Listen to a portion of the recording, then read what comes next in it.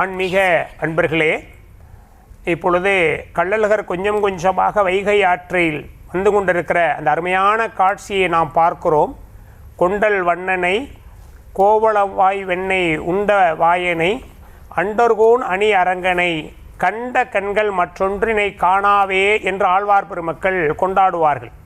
இயல்பிலே அவன் கொண்டல் வண்ணன், மலை முகிலை போல அருமையான நிறத்தை உடையவன். ஆழி மலைக்கண்ணா நீயொன்று கைகரவேல், ஆழியில் புக்கு முகந்து கொண்டு ஆர்த்தேரி, ஊழி முதல்வன் உருவம் போல் மெய்கருத்து, பாளியம் தோனுடைய பத்மநாபன் கையில் ஆழிபோல் நின்று வளம்புரி போல் நின்றதிருந்து, தாளாதே சார்கம் உரைத்த சரமலை போல் வாழ உலகினில் பெய்திடாய், நாங்களும் மார்கழி நீராட மகிழ்ந்தேலோர் எம்பாவாய் என்று ஆண்டாள் பெருமானிடம் வேண்டி நிற்பார்.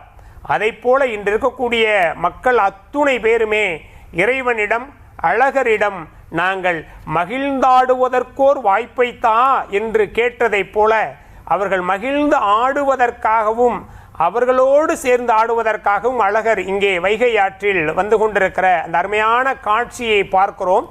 எல்லோர் உள்ளங்களிலும் இப்பொழுது மகிழ்ச்சி நிறைந்திருக்கிறது என்பதை நாம் இந்த நேரத்தில் கவனத்தில் கொள்வது இன்றியமையாதது.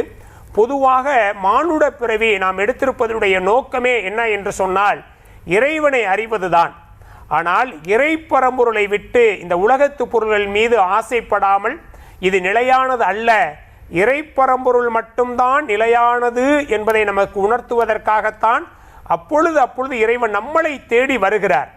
நாம் இறைவனை தேடி கோயில்களுக்கு போவது ஒரு வகை என்றாலும், இறைவன் நம்மை தேடி வருகிற பொழுது சிக்கன பற்றி கொள்வது மிக மிக இன்றையாது. இம்மையே உன்னை சிக்கன பிடித்தேன், எங்களெந்து அருளுவது இரியே என்று நம்முடைய சமய பெறுவோர்கள் கொண்டாடுவார்கள். இப்பொழுது இறைவன் நம்மளை தேடி வந்திருக்கிறார். நீங்கள் இந்த காட்சியை அப்படியே சிக்கன பிடித்து கொண்டு உங்கள் மனதில் இருத்தி கொள்ளுங்கள். இதுதான் இந்த உலகத்தில் உயர்வான மகிழ்ச்சி என்பது நம் அத்துணை பேருக்கும் இயல்பாக வந்து அமையும். இறைவன் மீது நாட்டம் போனால் இந்த உலகத்தில் நாம் செய்கிற செயல்கள் நிச்சயம் நல்லனவாக அமையும். குளம் தரும் செல்வம் தந்திடும், அடியார் படுதுயரெல்லாம் வளம் தரம் செய்யும் என்று நம்முடைய ஆழ்வார்கள் கொண்டாடுவார்கள். குளம் தரும் செல்வம் தந்திடும், அடியவர்கள் படுகிற துயரங்கள் இருக்கிறது அதெல்லாம் நிரந்தரம் அத்தனையும் அளிக்கக்கூடிய ஆற்றல் இறைவனுடைய அந்த பெரிய நாமத்திற்குத்தான் உண்டு. இன்னும் ஆழ்வார்கள் சொல்வார்கள், பெற்ற தாயினும் ஆயின செய்யும். அந்த கோவிந்தா என்கிற நாமம் இருக்கிறதே, அந்த நாமத்தை சொல்லி அளவருடைய திருவடியை நீங்கள் பற்றி கொண்டால் அது என்ன செய்யுங்கிறாங்க. பெற்ற தாயினும் ஆயின செய்யும். ஒரு குழந்தை மேல யார் அதிகமாக அன்பா இருப்பா? ஒரு குழந்தை மகிழ்ச்சியோடு வாழணும், எல்லா செல்வமும் பெற்று வாழணும், எல்லா வளமும் அந்த குழந்தைக்கு வந்து சேர்க்கணும், நோய் பிணி இல்லாமல் குழந்தை வாழணும் நினைக்கிற இந்த உலகத்தில் யாராக இருப்பா? குழந்தையை பெற்று வளர்க்கிற தாயாக மட்டும்தானே இருக்க முடியும்.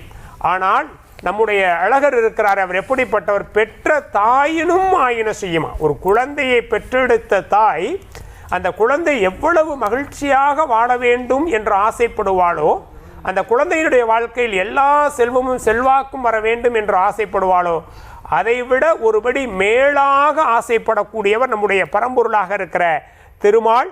அந்த திருமாலினுடைய வடிவமாக இருக்கக்கூடிய அழகர் இப்பொழுது வைகை ஆற்றில் நம்மை நோக்கி வந்து கொண்டிருக்கிறார். மலையிலிருந்து கிளம்பி ஆற்றில் நம்மை நோக்கி அவர் வந்து கொண்டிருக்கிறார். மலையில் பெய்கிற மழை நீர் வயல்களுக்கு நன்மை செய்ய வேண்டுமானால் அது ஆறாக பெருகி வர வேண்டும். மழை முதலில் மலையில்தான் பெய்யும், அது பிறகு ஆறாக மாறி பேருரு கொண்டு அது மக்களை நோக்கி சமவெளி பகுதியில் வந்து நீர்நிலைகளில் நிறைந்து வயல்களை விளையச் செய்வதைப் போல திருமாலிருஞ்சோலை என்கிற மலையில் இருந்த அருட்பெரும் மலையாக இருக்கிற அந்த கள்ளழகர் இப்பொழுது வைகை நதியைப் போல நமக்காக ஒரு நதியாக இறங்கி வந்து நம்மளையெல்லாம் மகிழ்ச்சி பெருகளில் ஆட்டுவதற்காக வந்திருக்கிறார். அந்த அருமையான காட்சியை இப்பொழுது நாம் பார்த்து கொண்டிருக்கிறோம். அவரை நம் மனதில் நினைத்து அவர் நாமத்தை கோவிந்தா என்று சொல்லி கொண்டாடுவோம்.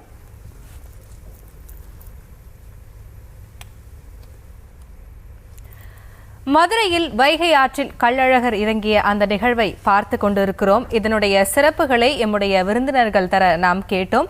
மீண்டும் ஒரு நேரலையில் இணையலாம்.